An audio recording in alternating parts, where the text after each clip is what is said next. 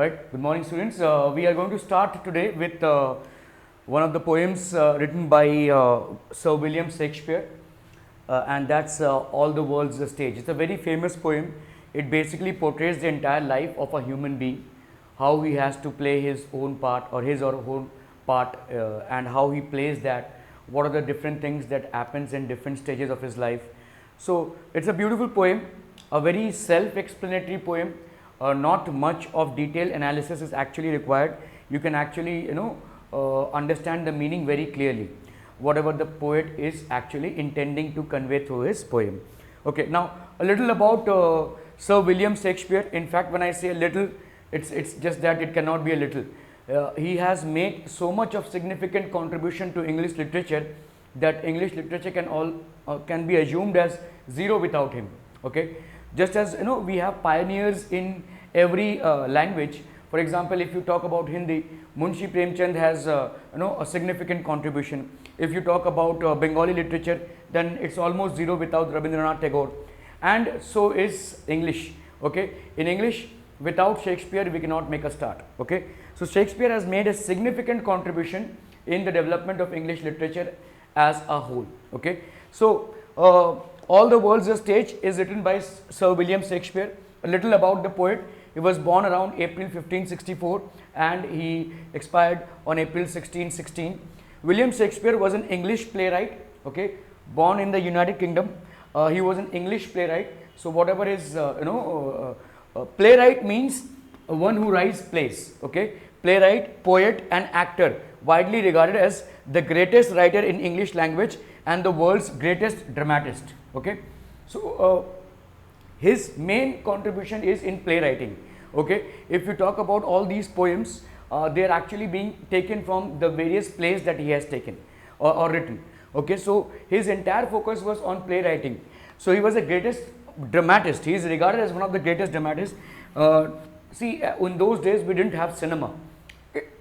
So drama was one thing which people were associated with closely, and Shakespeare happened to make a significant contribution in the entire theatre industry or drama.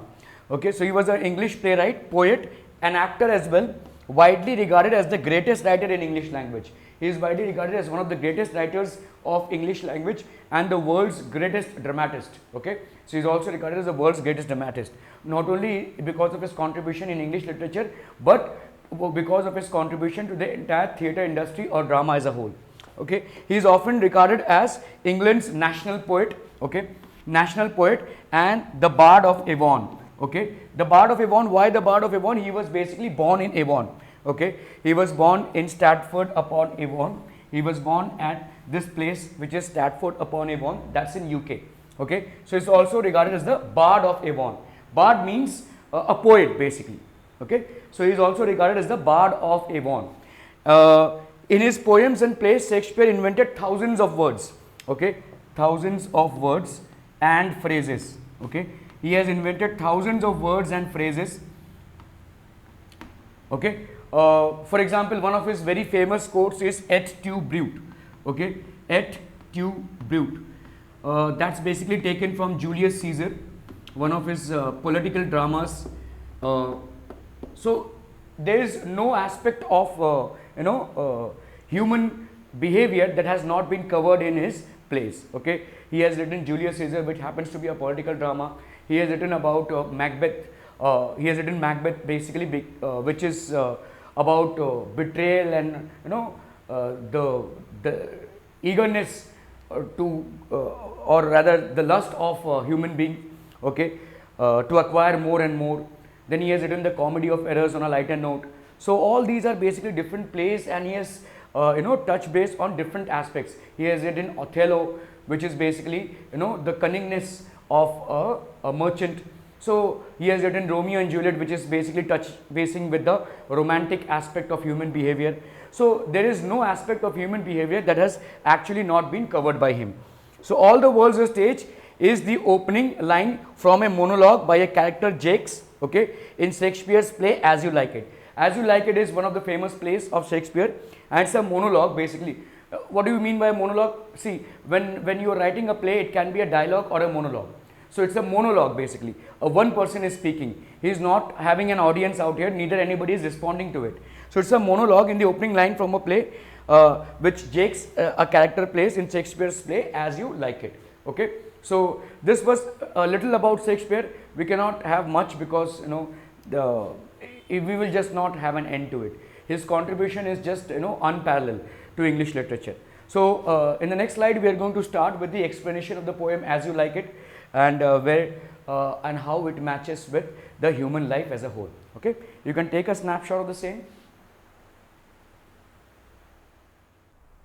Alright, a little more about Shakespeare and his connection with the poem and what he actually wants to portray in the poem. So here is what we start with in this monologue. As I already said, that this is a monologue which is taken from the play As You Like It. Okay, in this monologue Shakespeare sees life as a drama acted out on a stage in a theatre. Okay, so he portrays the entire life of a human being as a drama which has been enacted on a stage. Okay, so his entire life of a human being is basically portrayed as a theatre.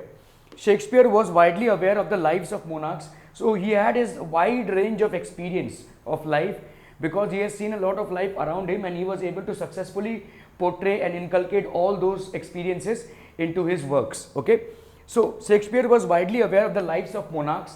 Monarchs means the kings and the rulers at that point of time, what goes on in their public and private lives. Okay, so what is going on in their public and private lives, he was a little aware about it. He knew about how the low life in inns basically hotels and taverns of London. Okay, and he also knew about the lives of rural folks. Okay, rural folks are the ones who stay in village areas or remote areas. So he was basically aware of the entire life of a human being in and around London. Okay, so he knew about warfare, what is diplomacy, and many other things. So all these things basically are all these things that he has actually captured from different human beings that he has interacted with.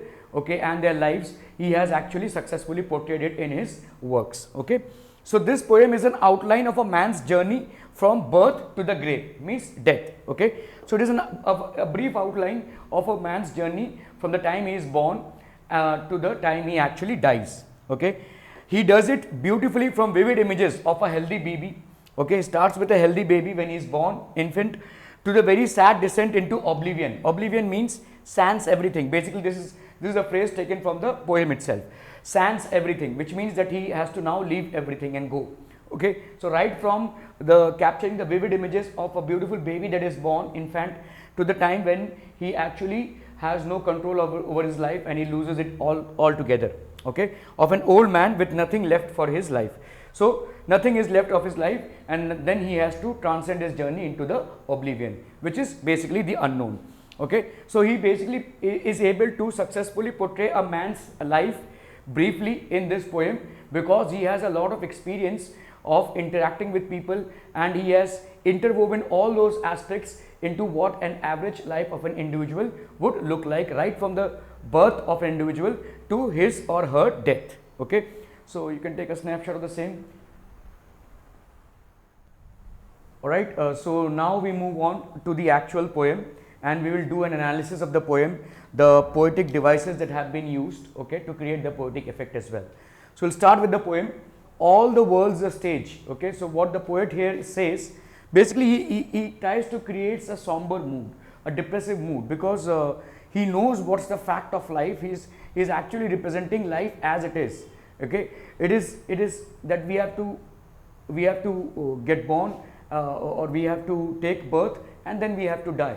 It's a simple course that we have to follow. Okay, so it discusses the futility of man's place in the world. Man's place in the world means futility. What do we mean by futility? Basically, by using this word, all the world's a stage. Basically, you are nothing but you are just an actor who has to play his role as destined by future. Okay, so by nature your act has been destined. You have to play your role. So all the world's a stage. The entire world is basically a stage. Okay, where everyone has to play his or her own part. So it discusses the futility of man's place in the world. Futility means that you will be born and one day you are going to die. Okay, that's for sure. It's a certain thing that's going to happen. Just as birth is certain, so is death. Okay, everyone is simply a player in a larger game that they have no control over. So we do not have a direct control over. If we had a control, we would have controlled our death as well. Okay, so this is basically just a transition between a man's birth and his death. It's just a transition phase that you are going. Okay, so it's simply a player in a larger game that we have no control over. He creates a somber mood in a tone. A somber mood in a tone is created by him. Okay, so all the world's a stage. What is the poetic device used here? It's a metaphor. Why? Because the world here has been compared to a stage of a theater, okay, of a play. A theater or a play has a stage, so the world is everyone's stage. That's the metaphor that has been used here. Okay, then we will move on to a second line, and all the men and women are merely players. Okay, so all the men and women are just players. Players means actors. Okay, so players here means actors. They have to just play their part. Again, the men and women are compared to actors, and that's the metaphor that has been used here. Okay, they have their exits and their entrances. They exit and their entrances. What do we mean by exits? Exits means obviously birth. Okay, and exit will mean death, and entrance will mean birth. All right, so he is saying that they have their exits and their entrances. Everybody gets born, and for sure and certain everybody has to die as well. Okay, so the metaphor used here is the metaphor means basically comparison. He is indirectly comparing with the syntax of a play. Okay, just as in a play an actor has its entrance and has its exit as well. Okay, in the same way in real lives we are born, that's our entrance, and we have to play our part, and then one day we have to depart, that's our exit. Okay, so he's comparing the real life scenario with the role of an actor that he or she has to play in a drama or a play basically. Okay, so again the poetic device used here, or whether the figure of speech used here, is metaphor. The figure of speech used here in this line is also metaphor and metaphor. Why? Because it is getting compared to a play or drama. Okay, and one man in his time plays many parts. Okay, so one man when he is born, since his birth till his death, he has to basically play many parts. Okay, just as a person who is basically an actor has to play many parts as per his role, so a man has to play many parts. So if you look into it again, it is a metaphor. Why? Because he is compared to an actor. Every person is compared to an actor, so he has to play many parts. That's the indirect comparison to an actor again. Okay, alliteration, if you look into it, the sound of the word P is repeated here. So this is to create a poetic effect. The sound of the letter P is repeated here. So we'll mark this as alliteration. Okay, what is inversion? See, when a sentence is twisted and tweaked, okay, when a sentence is twisted and tweaked in order to create a poetic effect, we call it inversion. So let's say, and one man in his time plays many parts. What should be the sentence? And one man plays many parts in his time. That should have been the sentence, right? One man plays many parts. One man plays many parts in his time. That should have been the correct sentence. Okay, but this has been twisted and tweaked to create a poetic effect. So that's called inversion. So we see three figures of speech in this line. He acts being 7 ages, at first the infant. So he is again, this is basically again a metaphor. Okay, because he or she is compared to basically an actor who has to act in 7 ages, 7 parts. His role is defined in 7 parts. Okay, at first the infant. Okay, so the infant means a newborn baby. Okay, at first the infant, so that's the first part, that's the first stage of life. Okay, that's the first part that the actor has to play, and that's the first stage of life. Mewling and puking in the nurse's arm. Okay, now what are the figures of speech here? See, mewling basically means crying. Okay, mewling and puking means to vomit. Okay, so it's general that children when they are born, they cry, and they kind of are restless, and they kind of puke as well. So in the nurse's arms here means a nurse who is nursing the baby, or maybe a caretaker okay, a babysitter or the mother herself, okay. So it can mean all the things. So nurse's arms, a nurse is basically the one who takes care of the baby. So at first the infant mewling and puking. So if you look at it, mewling, the word itself suggests that it is crying, right? Mewling. See, what is onomatopoeia? Now what is onomatopoeia? Onomatopoeia is basically when the sound of a particular word itself correlates to the sound itself, okay. So let's say if I say splash, you can correlate it to splash of water. When a vehicle goes through a pool of water, so the water splashes, so that's a splash. So this is a onomatopoeia, okay. Onomatopoeia is when we can actually correlate to the word itself by the sound it makes, okay. So mewling, we can correlate to the crying of a baby by the sound that it is making, okay. So mewling and puking. For example, we have learned cow mews, okay. So we can actually correlate to the sound. So mewling and puking in the nurse's arms. So mewling and puking means basically vomiting. So the figure of speech used here is onomatopoeia, okay. So these are certain figures of speech that have been used. In these lines, he has come to the stage of the first stage, that is basically the infant when he is born, okay. When a person is born, that's the first stage of his life, okay, and that's where we will take the poem from, okay. You can take a snapshot of the same.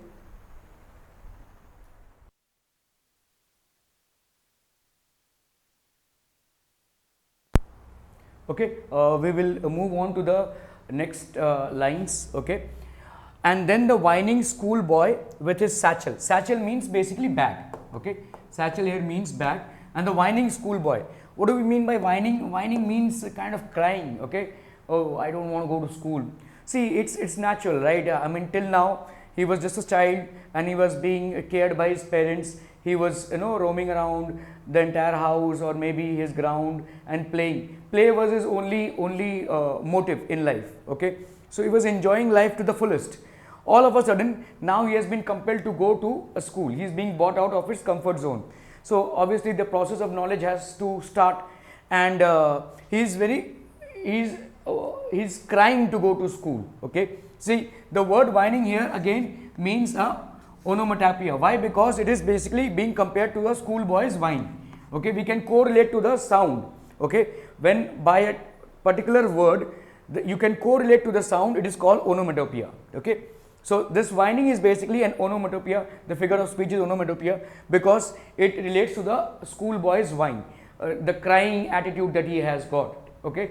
Unwillingly he is dragging himself to school. Basically he is not willingly to go to school, he is just dragging himself, he is forced to go to school, okay. What is the alliteration here? If you look at the words W and W getting repeated, these letters are getting repeated. So W is getting repeated, and S, if you look at it, S is also repeated for poetic effect, okay. So we call this as alliteration. Alliteration basically means the letters which are repeated in a particular line for poetic effect, okay. And shining morning face, creeping like a snail. Although he has a shining morning face, okay, if you look at a child's face, it's always glowing. He has so many things that are going on in his mind. It's not dull. A child's face is always so glowing.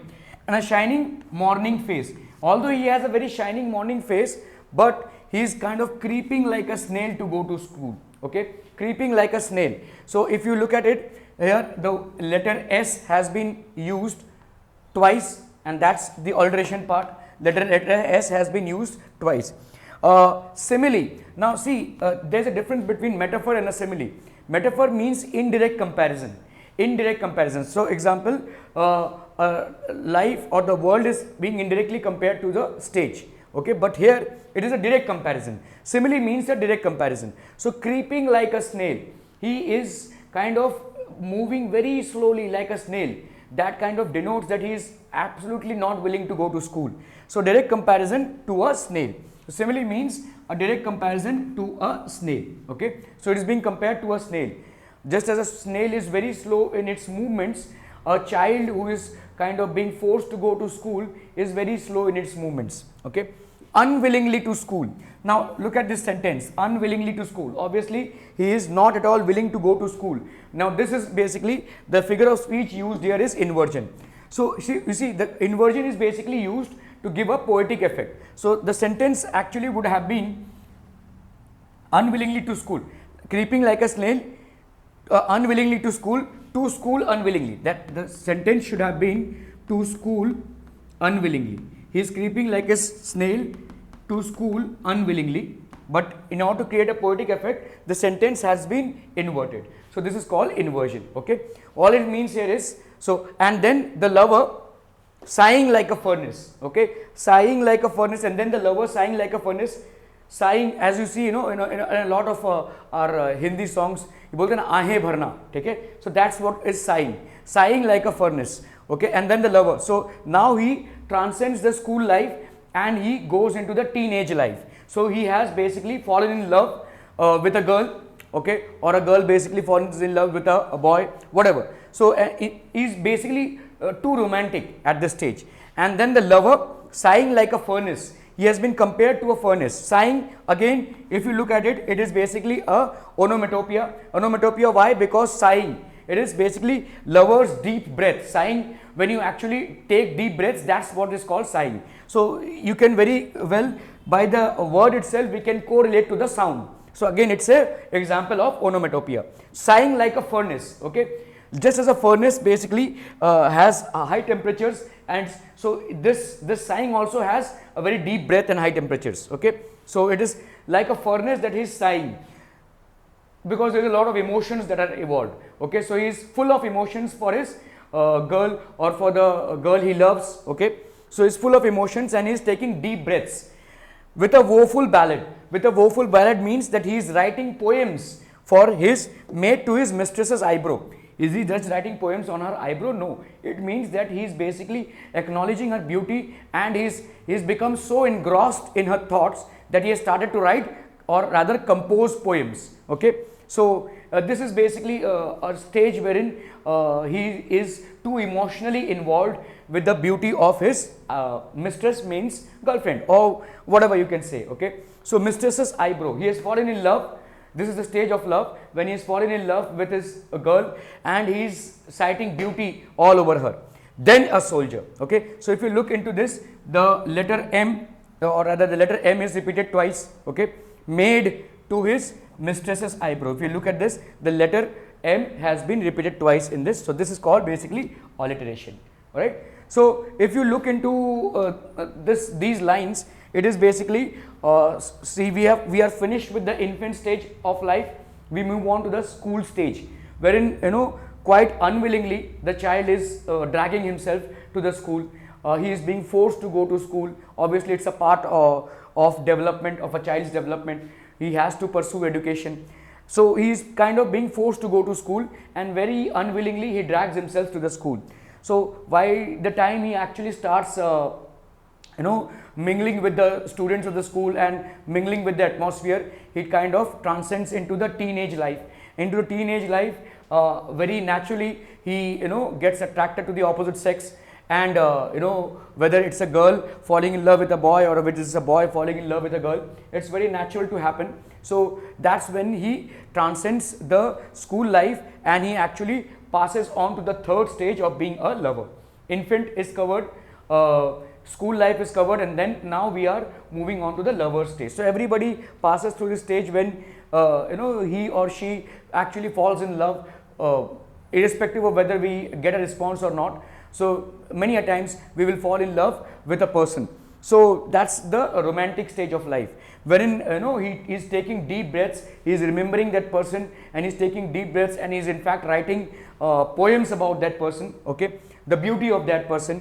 So that's how the life transcends. And then a soldier. So we will start the next slide from then a soldier. So we are done till here. You can take a snapshot of the same, okay.